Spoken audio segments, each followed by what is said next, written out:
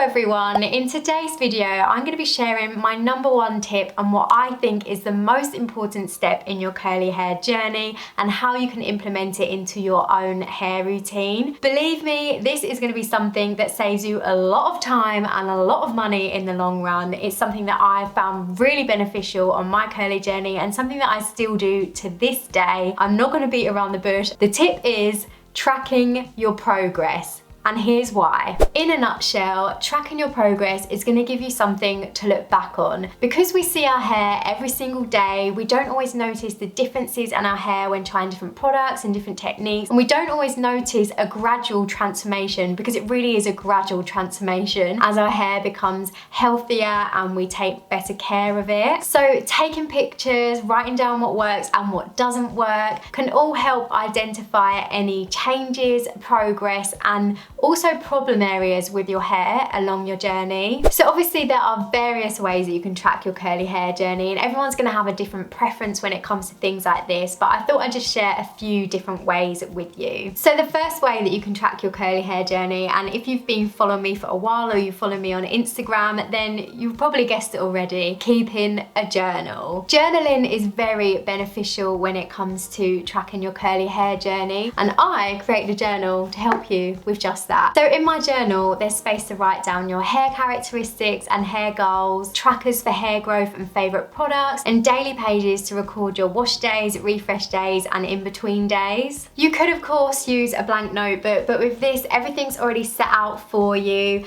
and there's also a section at the start that tells you how to get started and how to build a hair routine.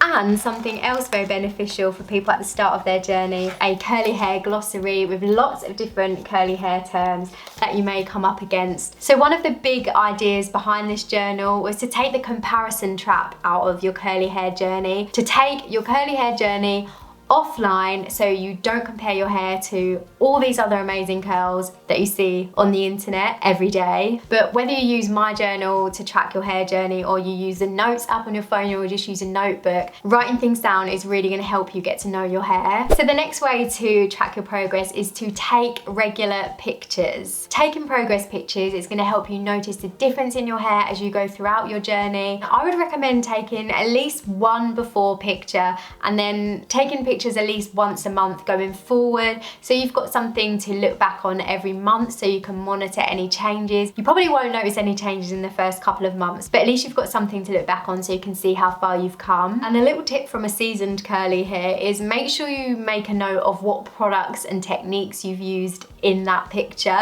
because I still look back at old pictures now and wonder what on earth I used to have such a good hair day that day. Even though I used to write lots of things down through my Instagram page, there are some that I didn't make a note of and I just can't remember what on earth I used. Combining taking pictures with writing things down is going to give you a real good overview of your progress. Think of it as like if you're starting a fitness journey, you take a before picture and you probably write some things down, like you'd write your weekly workout routine or recipes down so you can keep a track of what you're doing. It's a similar thing to that. It's a journey. The next way to track your progress is through starting a social media account or a blog. For some people, you may find this keeps you a bit more accountable, especially if you're just at the beginning of your journey and you have sworn to yourself that you're not going to pick up the straighteners. Writing it online may make you feel a bit more accountable. This is actually the way that I started tracking my curly hair journey. I started on Instagram. So I actually started my account as a way to track my progress. I would upload a picture of my wash day or an experiment or a bad hair day, and I would list what products I used, what techniques I used, whether I liked it, whether I thought it turned out well, how my hair felt, all these things, and that really helped me track my progress. And I still, as I said, look back at those pictures and captions today. And as well, I found lots of other curly hair accounts that were doing the same thing, tracking their progress, uploading their wash day pictures and experiments,